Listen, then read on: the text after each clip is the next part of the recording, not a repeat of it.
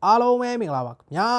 ဒီတင်စာပေးချင်တဲ့ဇလန်းလေးကတော့စင်လူသားဆိုတဲ့ဇာကားလေးပဲဖြစ်ပါတယ်ဇလန်းစာစောစောစီတီခွီတို့စင်ပဲဖြစ်နေပြီအသုံးပုံကတာတစ်မျိုးလုံးနှံ့နေရပဲအမရှိရကားတဲ့လူကမန်းလေးကကိုတတ်တော့အဲ့ဒါသူတို့ဖွဲ့ကစင်ကားကိုဖိုက်တာလို့ကတယ်နော်မိုက်တယ်တို့မလိမ္မာဘူးလို့ဖြစ်ပြီးဒီနေ့ပြိုင်ပွဲမှာစင်ဒီယော်ရဖို့သူတို့ကရေပန်းစားဆုံးဖြစ်နေတာပေါက်တောင်ထွက်တော့မယ်ဒါတော့ခွီကအလုတ်တစ်ဖက်နဲ့မလို့အဲ့ဒါတစ်မျိုးလုံးပကပြီးတော့တာတော့အလုတ်ကိုခွင့်မယူဘူးအသုံးတိုးချလာပြီမယ်ဒါဒီလူတို့ဖွဲ့ကစီးဖြစ်ရောနောက်ကြတယ်တို့တော်တော်ဝေးတယ်တော့ထားလို့တော့ဝီကလည်းတစ်ချက်မှမခံဘူးတထေးကိုပြောပြီးသားမင်းဘာကောင်လဲငါဘာကောင်လဲထားလို့တော့ဖာယူကလည်းငါမန်နေဂျာနေရငလေပါငါခိုင်းတာမင်းလို့ရမယ်တိမ့်မိုက်တဲ့ညီလေးရဲ့ဆိုပြီးမနောဖာယိုတွေထားလို့တော့အဲကနေအချင်းလေးတော်တော်ဖြစ်ပြီးချင်းကလေးတွေဒုကနေမှချဲသေးမြရောက်ချလာပြီးသူကကွီးဘကနိုင်ထူးနေကိုထိရင်သူ့ကိုထိတာပဲဆိုပြီးဖာယိုကိုပါ3လသာပေးပြီးဒိုးစကေးလောက်ခိုင်းတာအတော့မှဖာယိုလဲတောင်းပန်တယ်တို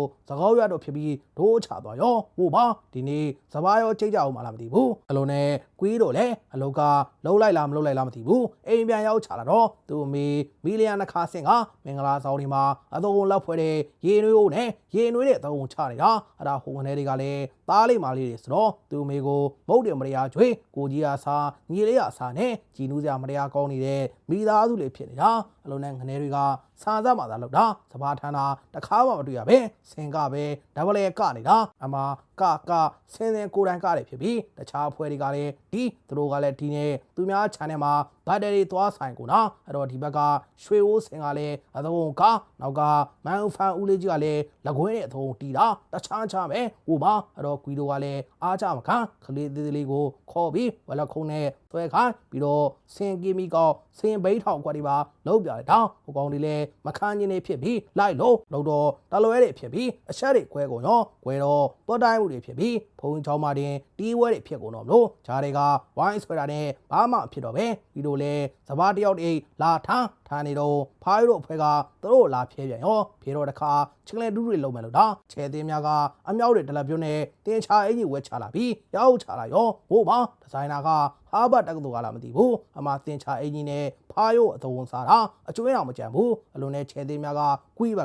ကအဲဘာကာကွယ်ရင်နောက်နေလေဖျားသွားမယ်ဆိုပြီးကွီးကိုခေါ်ချသွားတာအဲ့ဒါဖားရို့တို့ကတီတော့အသုံးလေးကြီးကွယ်တာတာဒီလူတို့ဆိုအမီးတော်မစားဘူးကိုမဖားရို့စိတ်ဓာတ်ပဲဘလို့နဲ့ဖာယိုလဲလှုပ်နေမှရမယ်ဆိုပြီးချဲသိမြမွေးနေမှာအရင်ဆုံးမွေးနေလက်ဆောင်လာပြီလားဘူးကြီးနဲ့အဲချင်းခွီးကလည်းပါလေးဝင်းနဲ့ရောက်ချတာအဲမြင်ကွင်းကိုသွားတွေ့တော့တိမ်ငယ်သွားပြီးအပေးပဲပြန်ချလာတယ်ဒါပေမဲ့ချဲသိမြကလည်းမျက်စိလင်တော့ကွီးစိတ်မကောင်းဖြစ်သွားတာတွေ့ပြီးနောက်ကလိုက်ချလာကွီးကလည်းမနာထိုက်တဲ့ပန်းမိုက်ဆိုပြီးပန်းကိုလွှဲပြတာချဲသိမြရှိကွက်တီပဲအမာတင် heavy drama တွေဖြစ်ပြီးဒူးဒူးချက်တွေဖြစ်ကုန်ရောဒုတ်တော်မလို့ဘူးချက်တယ်တော့ I love you တွေဖြစ်ပြီးထုံးစံတိုင်းဖျားမျက်စိနောက်အောင်သွားလို့ပြန်ရောဘာလို့အတွဲဖြစ်ရင်ဖျားပဲပြေးကြတာလည်းမသိဘူးကုသိုလ်တွေပိုရလို့ဖြစ်မယ်အလိုနဲ့ကွီတို့လည်းကုသိုလ်တွေအတကုံရဒီဘက်ကဖာယိုကလည်းစောစောကဘီယာတိုင်းမှာပဲဟိုဘက်ဒီဘက်ပြောင်းထိုင်ပြီးကြေးခွဲပြန်ရောဒါပေမဲ့ဒီတစ်ခါခြေခွဲတာဟာဒါဒီလူတို့အမြည်စားလိုက်ရတယ်အဲကနေမချပါဘူးနိုင်ငံခြားမှာပကြီးကားတွေကကားတွေလှုပ်တာ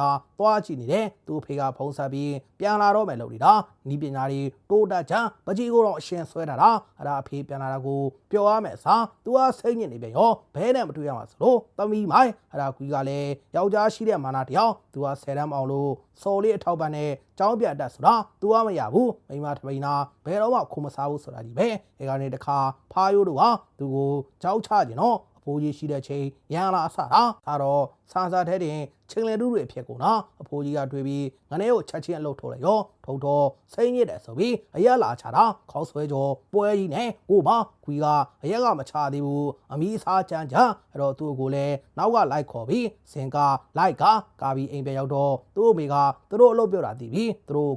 ူတို့ခေါ်မှစင်ဖွဲရောက်လာပြီးကပီယာကြီးကတခါဒေါ်မီလီယံတစ်ခါစစ်ကိုတခါပြန်ခေါ်ဆိုသူကအဖွားကြီးဦးလေအမာတင်အလုံးမလုံးနဲ့စင်ပဲကဆိုပြီးဘိုက်စားရင်ကြံပဲဆုံခိုင်းလိုက်တယ်အဲ့လိုပဲနေထူးနိုင်တို့အဖေကလည်းစင်ကဖိုက်တာပဲဘလောက်ဝါသနာပါလဲဆိုငငယ်တွေကတာအဲ့လိုကာရင်ကနေအရွယ်ရောက်တော့နိုင်ထူးနေတော့အမေနဲ့ညာပြီးဘလောက်ဝါတော့မချဘူးပူစကေးပဲပူစကေးကနေဝေးကနေဖွာကနေကြသူတို့စင်ပြိုင်ဘက်ကပဲချောင်းထူလို့ချောသွားတော့ မင်းတို့အဖေမဲခဲ့ရတာဆိုပြီးမင်းတို့ပေါ်မှာဆင်းရုပ်ရဲ့ခြေသူတွေအများကြီးရှိရဆိုတာနဲ့ငနေတွေလည်းဇာတ်တွေနာပြီးအသုံးကတာသူရောခမတော့ကျွေးသွားတယ်ဒါပေမဲ့အထဲမှာတော့ငနေမှမသိသေးဘူးအလိုနဲ့ငနေလေရောက်ခမရှိမှာအသုံးကပြီးတော့ဖျားမှာပါလာချီခွဲသူလိုပဲခြေသေးများကလည်းဖျားမှာလာချီခွဲတာနောက်မှလည်းရှုံးခံရပဲထပ်ကြီးပြီးတော့အသေးထဲမှာအမ်ပလတ်ဆက်တို့အုံမာကအစ်စ်ပါလိုက်တယ်ဖျားလာပြီးလက်ရေးလာချင်းကြတာလားမသိဘူးပေါမောက်ခဖြစ်မဲ့နန်းနာလေးတွေဒါပေမဲ့လည်းကံကြမ္မာကသူတို့ဘက်မှာဆိုတော့စင်ပြိုင်ဘက်မှာကွီစင်ဒီယောဆူရသွားပြီးရောက်ခမကလည်းချက်ချင်းကြည်ပြီးတော့ခြေသင်းများနဲ့ပဲအသက်ရဆုံးတီးထုတ်သွားရင်ပြီးဆုံးတော့ပါပြီပေးချင်တဲ့ message ကတော့ကျောက်ဆယ်သားတွေဖျားပေါ်မှာမတရားစာရေးတဲ့ဆိုတာပါပဲအားလုံးပဲကျေးဇူးတင်ပါတယ်ခင်ဗျာ